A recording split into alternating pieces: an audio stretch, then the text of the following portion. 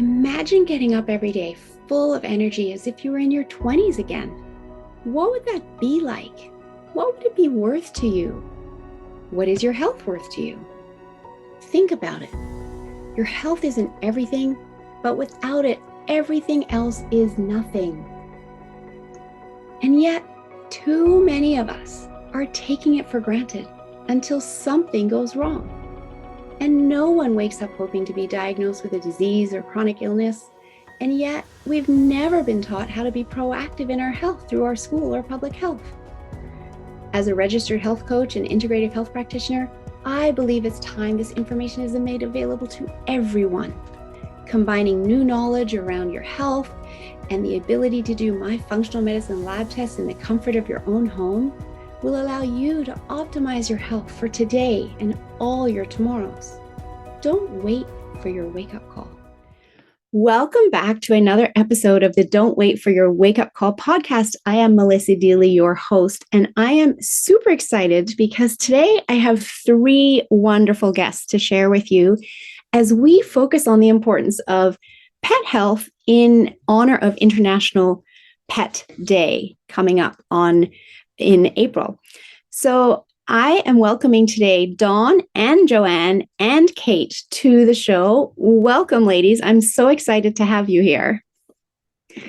And I'm just going to do a little brief introduction of each of you and then have you share your stories as to how you came into this work supporting pets. So Dawn was born in Connecticut, but lives in Ohio today. She is a multi-passionate entrepreneur and holds certifications in clinical hypnotherapy, an animal communicator, and energy medicine, as well as a Master of Teaching degree. She's also an international best-selling author with 4 titles out currently, which you can see behind her in her background there. And so, of course, today we're going to be talking to Dawn about her animal communicator work. And Joanne is an educator, best-selling author, and speaker. She is certified in canine massage therapy and healing, and she's also a healing energy practitioner and the owner of Feel So Good Canine Massage. She works with pet owners who are interested in taking a more proactive approach with their dogs so they can live happier and healthier lives. And then Kate was born and raised in Illinois, is a veteran of law enforcement with a career in the Chicagoland area. And now making her home in Arizona, she's the owner of Balanced Paws Pet Spa. Kate is also certified through Science Dog on canine nutrition and teaches classes on pet foods. Outside of the grooming salon, Kate brought her passions together when she also founded Help, where she brings in past experience as a first responder and teaches emergency preparedness skills for people and pets, including pet CPR and first aid.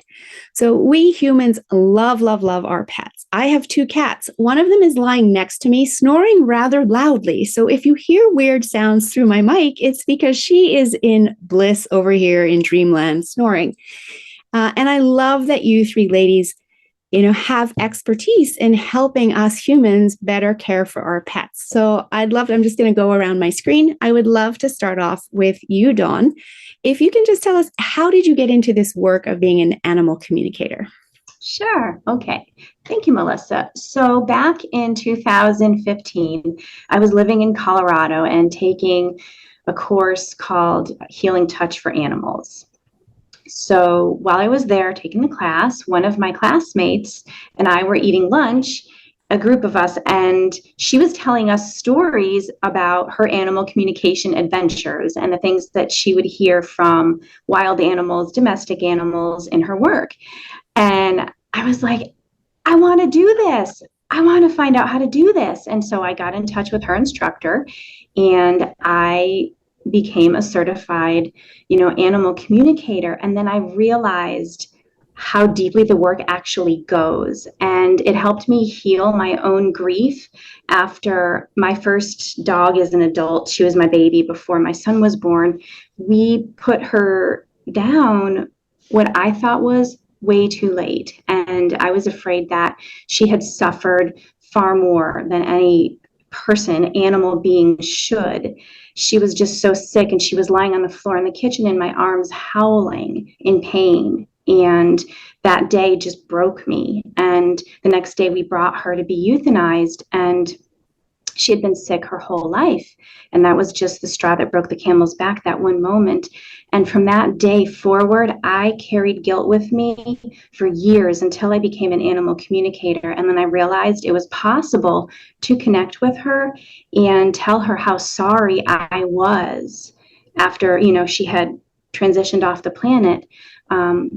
How sorry I was, and to beg her forgiveness for letting her suffer so long.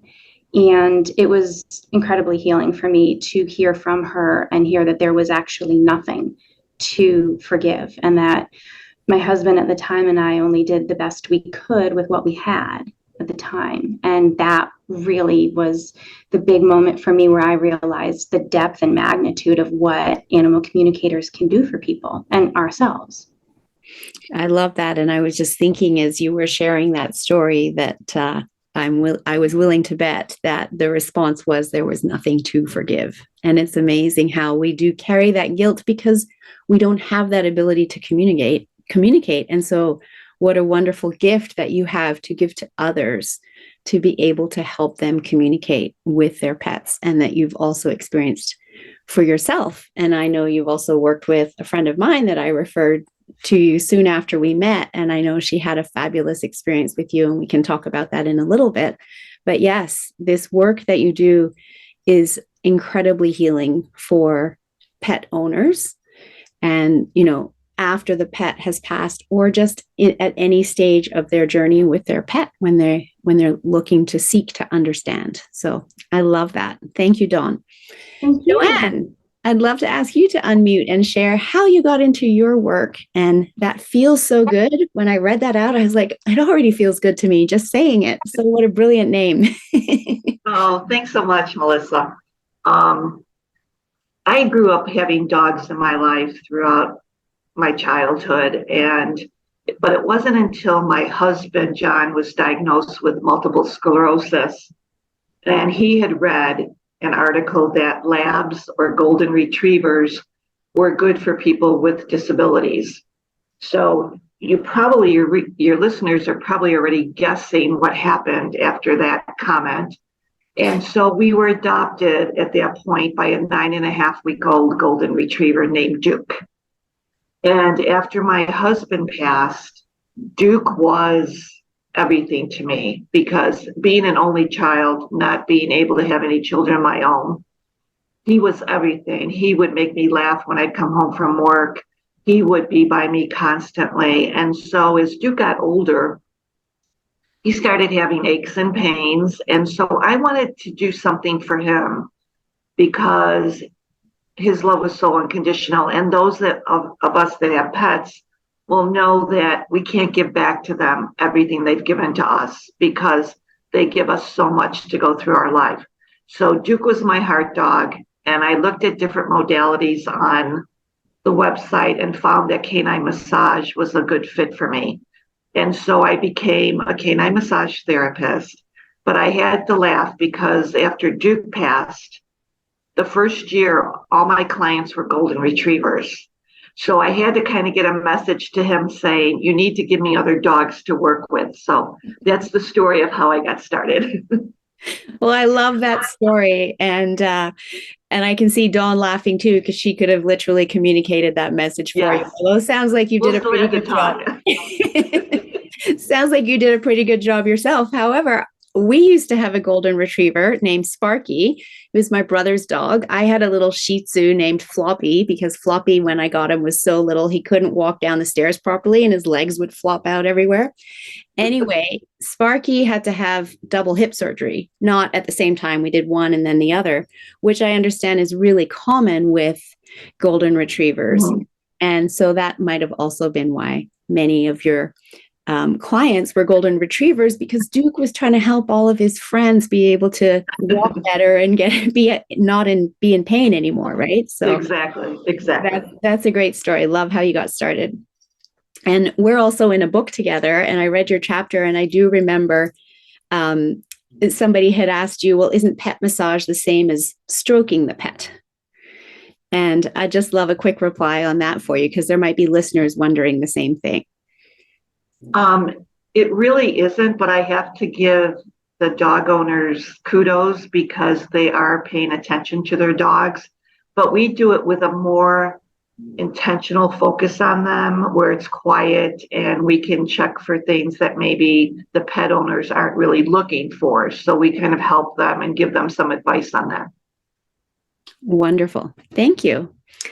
And Kate, I would love to ask you to unmute. And I love how you've brought, your passion from your past career into your passion for animals, and you're bringing it all together here from grooming to, help emergency training for people, which I've had pets my entire life. And honestly, until I met you, I never even thought that there about CPR for pets or that it was even a thing. So please share how you got involved in all of this. So I was kind of burnt out from working for 20 years in the emergency side of things. And life brought me into Arizona. And at that point, I was like, well, what am I going to do? And that's when I decided, what, pets have always been a huge part of my life. So I'll get into the pet side of things. And started grooming and started my own grooming shop. And during that time period, it was one of my dogs that started choking. And I picked her up. And in that moment, my brain and my body weren't communicating because my brain's asking, how am I supposed to do a Heimlich on a 5-pound dog? And my body had already started going into a reaction, and whatever it was that my body did at that point in time, it was enough that it pushed out the object and she started turning pink and breathing again. And so as a former first responder, that feeling of helplessness just didn't sit well with me.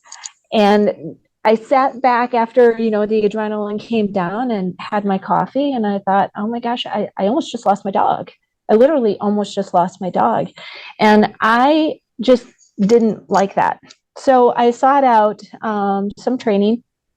And once I took that training, I realized I need to go out there and I need to start teaching this, because most people don't know that this exists. And unfortunately, I was a pet, owner, pet parent for over 40 years before it happened to me. So it's not a matter of that it's never going to happen, because I hear people a lot say, well, I've never had to worry about that. Well, I hope that you don't, but all it takes is that one time, and that one time, those couple of seconds, couple of minutes are going to be life or death for them. So that's when I decided, what, I really want to get out there and start spreading this message, because I think a lot of people don't think about that. And I don't ever want anybody to feel the way that I did in that moment, especially when we don't have to. So to me, it's giving you the power of the information to be able to do something when those seconds count. I love that. And you're absolutely correct. It's when those second counts, right? And I can feel your panic of when that happened to you. Right. And then realizing afterwards, as the adrenaline came down, wow, I almost lost my dog. And you have all of those years as a first respondent, which the average person doesn't even have. Right. So I love that you're helping share this and get this message out. And you and I are also in the same book. It's called the Entrepreneur's Toolkit for Success. And if anybody wants to get the book, I'll put that information in the show notes too. And fascinating that 2 of the chapters in that book are about supporting our animals, right? Because as entrepreneurs, we want to be building our business, but we also need care for our animals. So I love that you guys are both in this chapter, and that's how we met. And in that chapter, you had also mentioned that, people, they don't know this. And I think you mentioned a couple of other emergency times where you needed to use your own skills on other people's dogs, I think in your grooming suite too, right? Yeah. I had it was an older geriatric dog that had heart problems. So they were on heart medicine, and the owner didn't realize not to give it anxiety medicine on top of that. So when she was on my table, everything seemed like it was going okay. And then all of a sudden she went down and she was gone. So I had to do CPR on her at that point. And I was able to bring her back. But, what I try and tell the pet professionals, because I think a lot of people don't realize that in the pet industry, as a pet professional, whether it be a groomer, daycare, boarding, whatever the case may be, at least in the United States, it's not a requirement. It's not a requirement to have emergency training. And so because of the fact that I knew what to do, that dog was able to go home that day.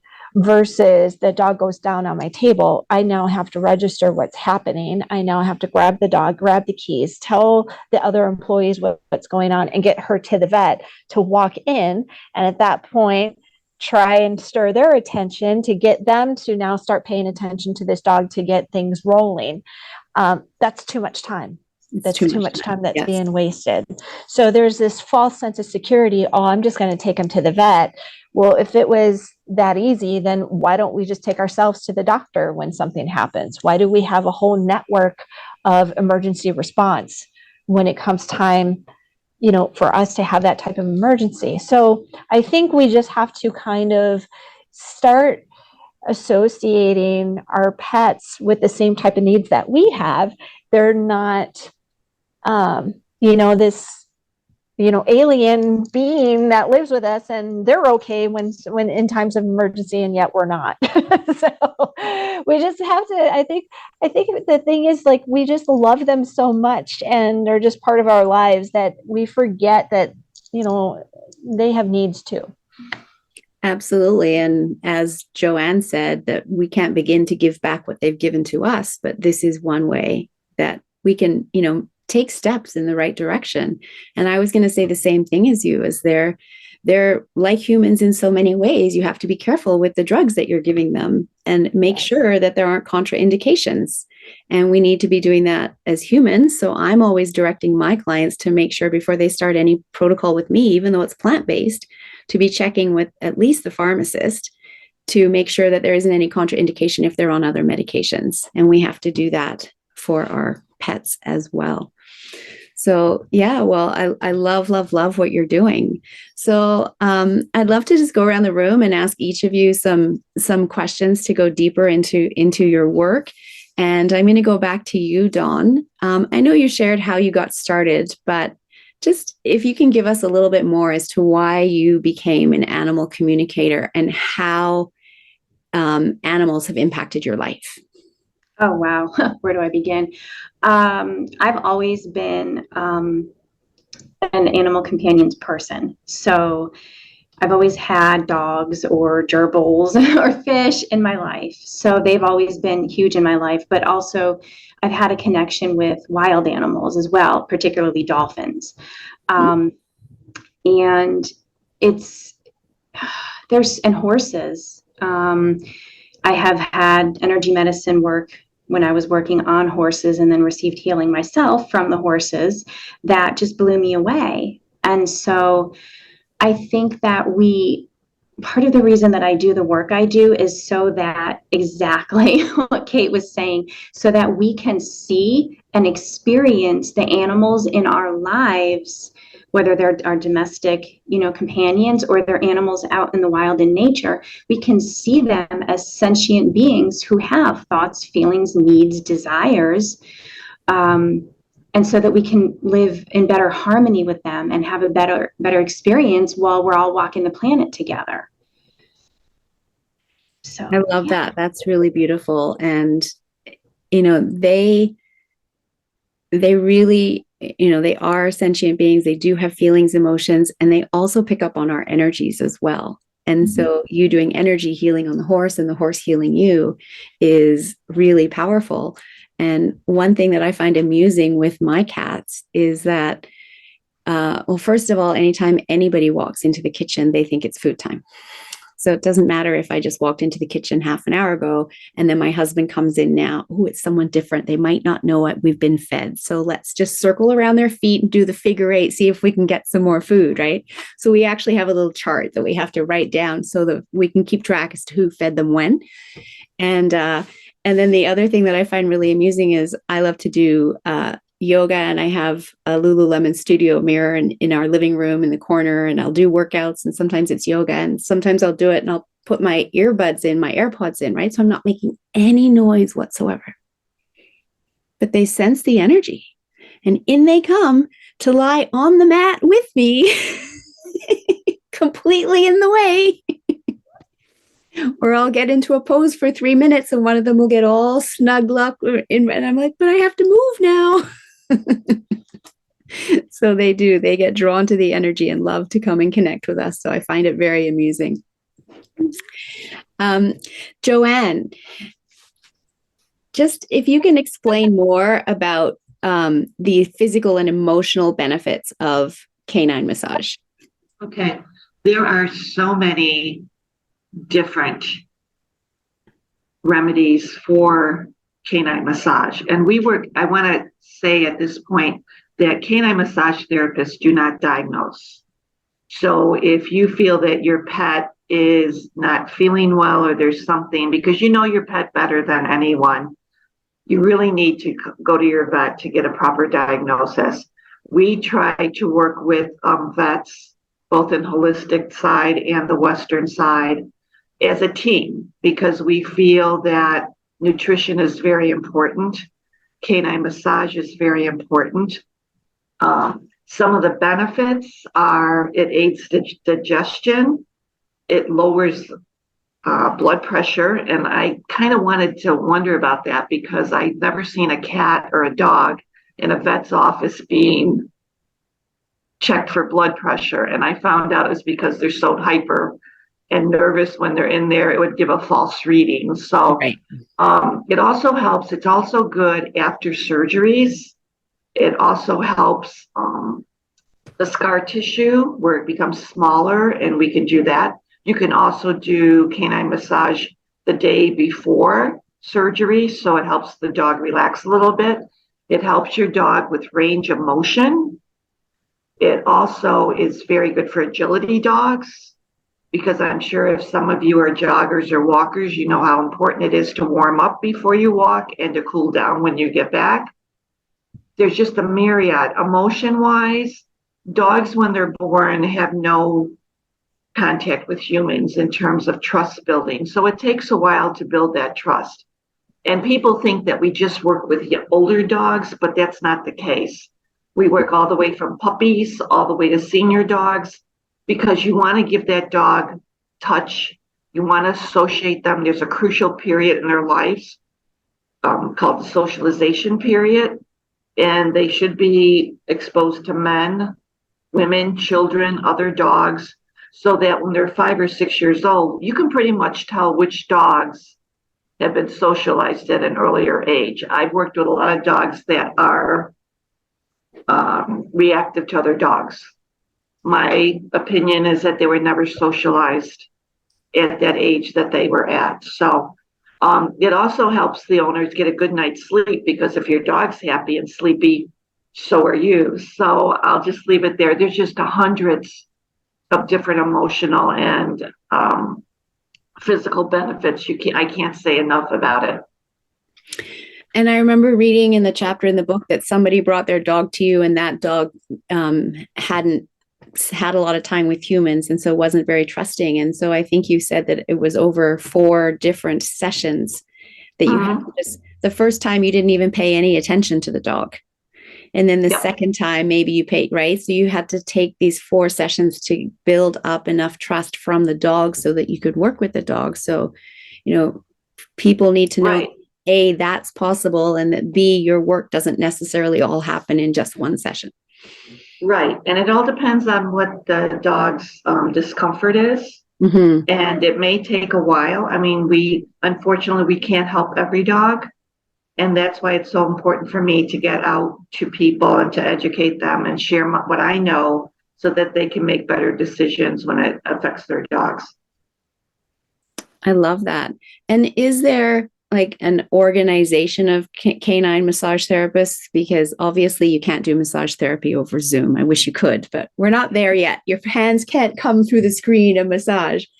Actually, I have to tell you, that's funny, because I do online pet parenting classes. Yes. So it's nice for the parents because they have their dog right there. So I can see what they're doing. as I'm explaining it to them. So I can go global, which has been great. Thanks. I love that. Yeah. I love that. So you're teaching the pet owner how to massage their dog over Zoom. And then for people that are in your vicinity, they can bring their dog to you and you'll do the massage work. Well, actually I do mobiles because I feel that the dogs are more comfortable in their own environment. Right. And so a lot of the times that I will go to their homes because it's worked out much better that way. Right. And that makes sense. So then their stress level is down and it's just easier for them to relax and calm and allow you to do the work. I love that. Oh, that's awesome.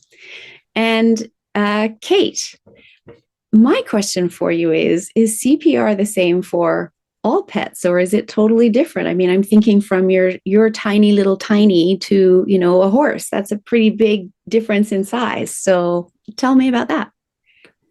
There are some differences. I mean, obviously there's some similarities, but there's going to be differences as far as where your hand placement is going to go. That's why I like bringing my dogs as far as when I set up as a vendor or even in my classes. So I'll bring Tiny Tim, who's 3.5 pounds. And then I've got my Dalmatian, who's 55. So am I going to do CPR differently on Tiny versus on Bishop? Yeah. And that's where I think people need to realize that there are going to be differences, because a lot of times I'll hear, well, I know human CPR, so I'm sure I can figure it out. But I'm sure maybe you can too. In that instance, maybe you can figure it out. And if it works, great. I'm never going to say that, that's the wrong thing. But, when it comes to people, we've got one torso. I've got mannequins when I teach the human CPR first aid, and it's basically one mannequin that I bring, and we practice from, kids to adults on that one mannequin. We've got infants, which is a little bit different. But yeah, I've seen the infant mannequins in practice with just using my fingers, and then the full body size where you're, using the full force of both hands and your shoulders, etc. Right. And so yet at the same time, it's like the hand placements are similar, right? Because our heart is still going to be in the same place. It's just the amount of pressure and how you're going to do that is just a little bit different. Whereas with our dogs, I've got the small one, but then I've got the bigger one, and then you've got all the in-betweens. And some of the in-betweens I have, like your Frenchies, have a much broader chest and a much deeper chest. That hand placement is going to be different. Our cats, it's going to be a little bit different. So there are definitely similarities, but there are differences. And I know you had to use the Heimlich maneuver with Tiny Tim. Is that also taught within this program as well? Because I would think that might be needed even more than CPR more frequently, because of the chance of choking is even higher. Yeah, so this program basically, it covers the CPR first aid, but it also covers choking. It also covers bleeding first aid. It covers basically most of the emergencies that you're going to encounter, poisonings, insect bug bites, and that type of thing. So it does cover more than just the CPR first aid. Choking, yes, but I think what's funny is choking, the technique that's more efficient than what we know is the Heimlich, is not necessarily performed the same way on dogs as it is with us. So again, it's really important to learn that. Yeah. And it sounds to me, because I've done multiple first aid courses in my life, and I do not consider myself to be an expert, but I do it so I can keep it up as a Girl Guide leader, and I do it every 3 years, right? Unfortunately, I haven't really had to put much of it to the test. However, knowing what's in the program, it sounds like you've really taken that human first aid program and completely adapted as much as you could that was relevant to pets. So it sounds like a fabulous, all-encompassing program. And how many hours is the course that you teach? I'm working on different curriculum now. The main curriculum is, if you do an all-day class, it's about 6 hours. But in that 6 hours, we go over everything. And then as a former first responder, I feel that it's really important to put it to the test, right? So it's one thing to sit here and learn it. And, I sound like Snoopy's teacher all day. but then it's like, okay, at the end of the day, let's take what you learned and let's put it to use. So I usually would do scenarios at the end of my classes. So that takes up some time too, because we do the scenario, and then after the scenario is over, we do a debrief.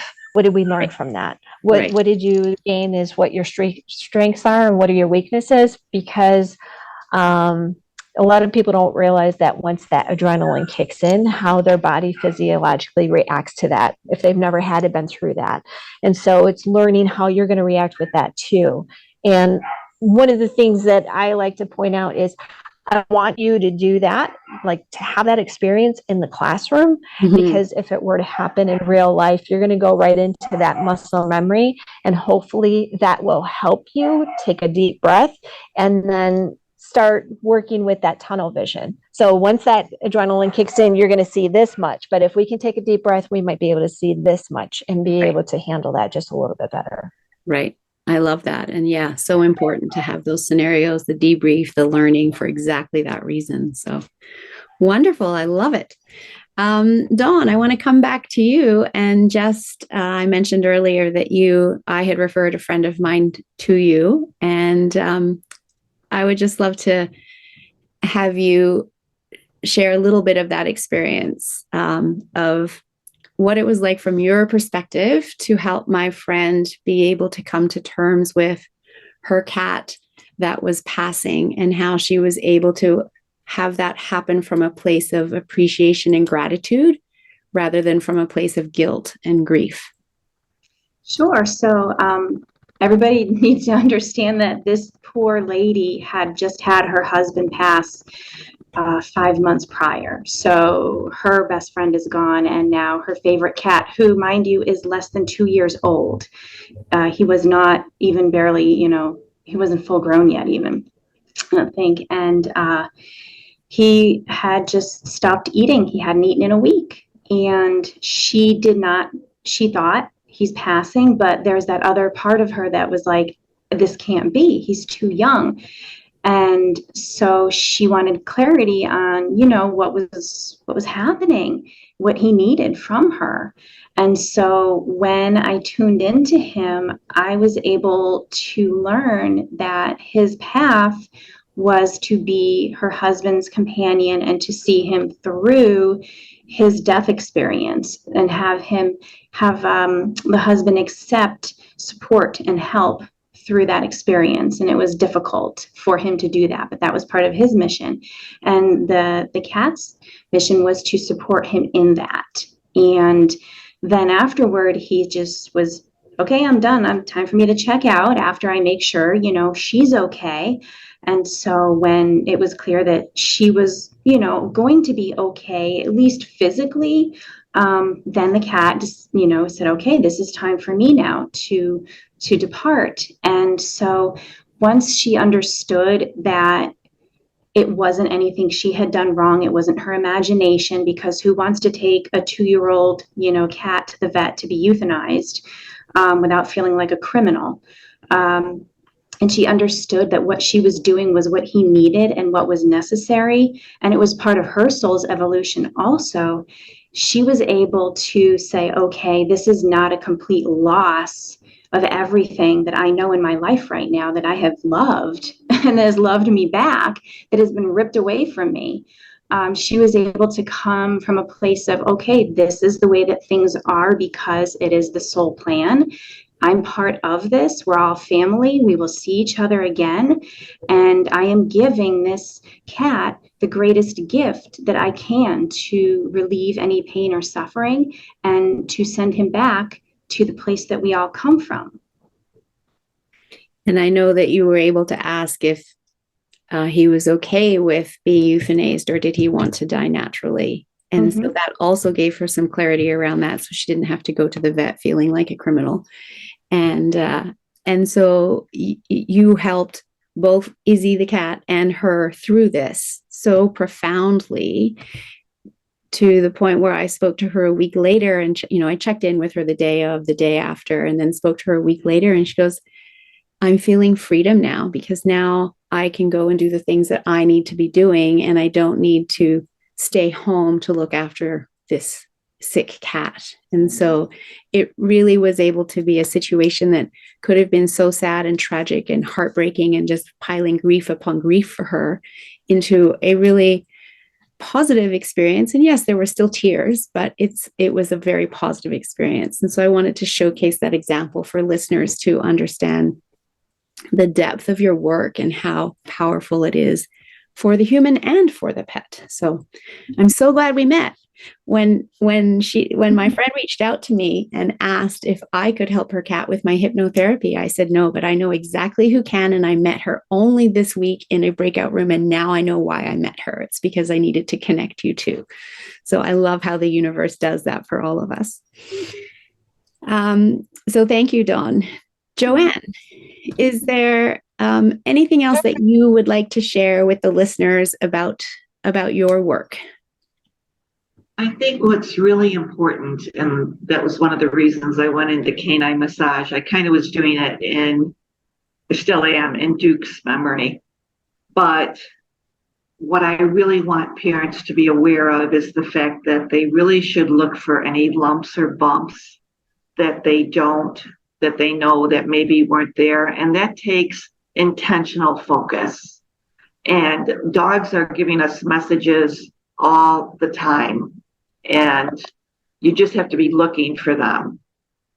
And like you said, they do pick up on people's energy. One fact, which I just found out about last year, was the fact that in canines,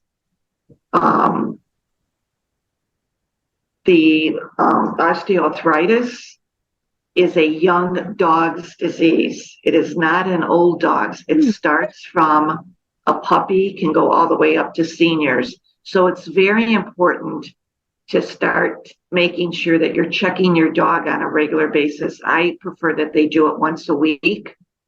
And it's just wonderful how you can say, my heart breaks when I've worked at animal shelters, and the power of touch is just so important, not only for human babies, but for dogs as well.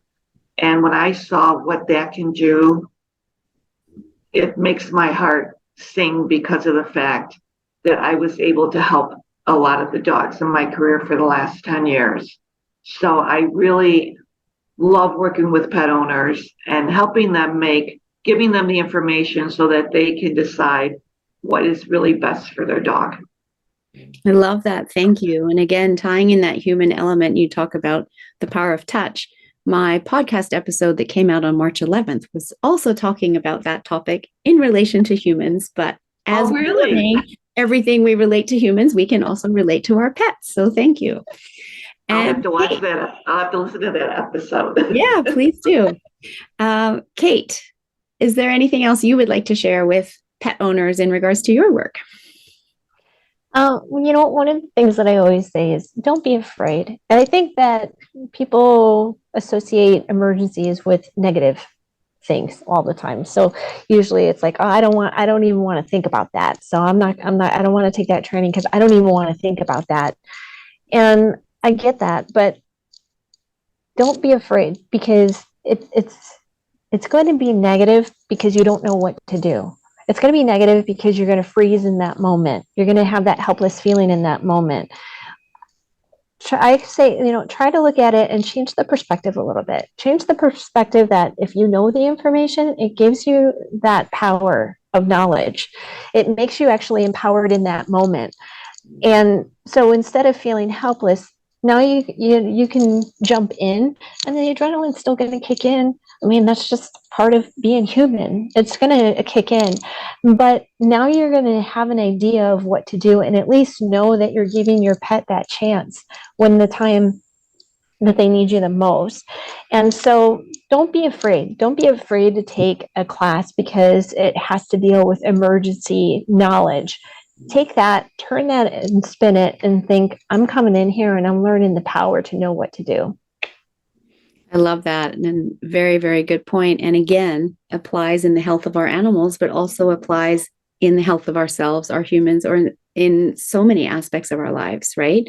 But when we have the knowledge, we can face the fear much more easily than if we're in a fearful situation and we don't even know where to begin.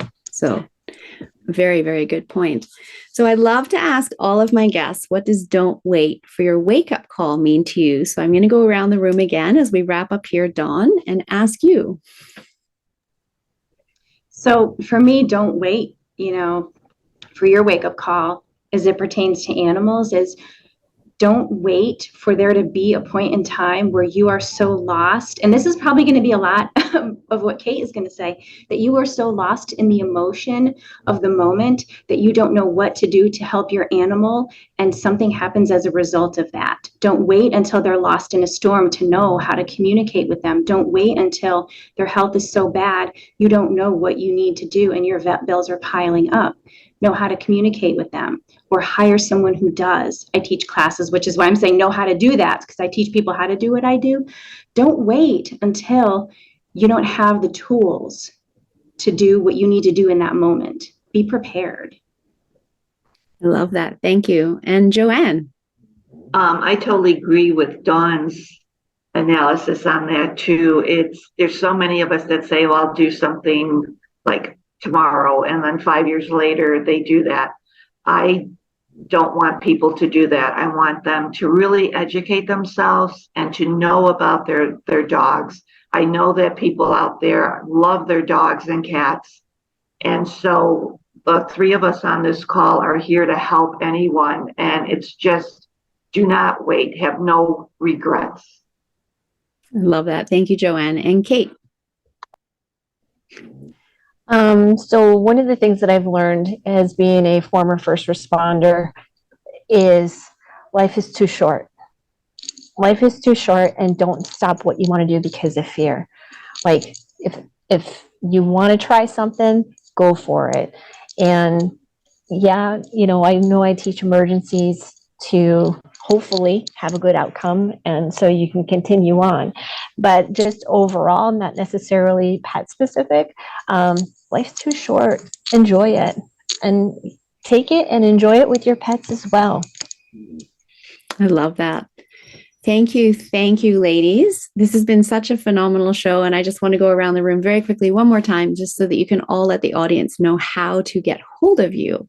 So Dawn, I'll ask you to go first again. Okay, so I have a website. It's www.dawnphoenix.org, and that's the easiest way to find me. I'm also on Facebook under Dawn Phoenix Transformational Healer. I also have a YouTube channel called Dawn Phoenix, but the website is the number one way to go. Fabulous, and we will definitely put all of this into the show notes for people as well. Joanne, how can people get hold of you? They can get a hold of me on Linktree/J Dykhuizen.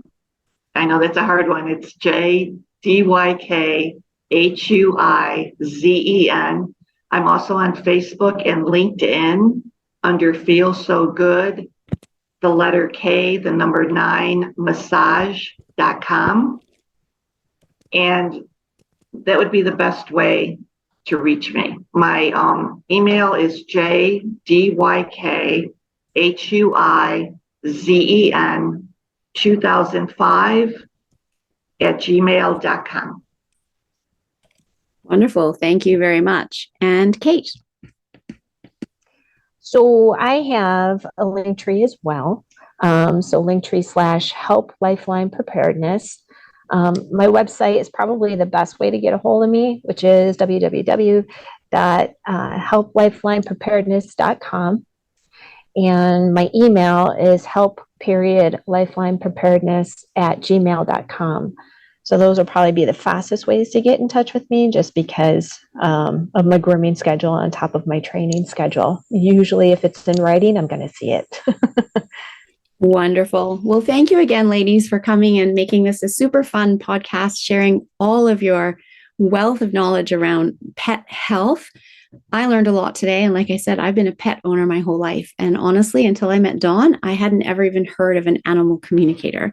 I didn't know there was such a thing as first aid for pets or even canine massage. So I've learned a lot, and I hope my audience has too. To my audience, thank you for always tuning in. And if you enjoyed this episode, please rate it, write a review, and share it with others who would like to also be able to take better care of their pets.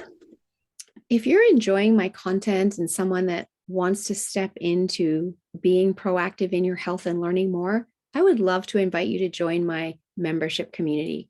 There's a link in the show notes. For only $19.99 a month, you get access to all of my content, and there's a lot, as well as weekly calls that you can come and get your health questions answered. It's truly priceless. I'd love to see you join the community. Check out the link in the show notes.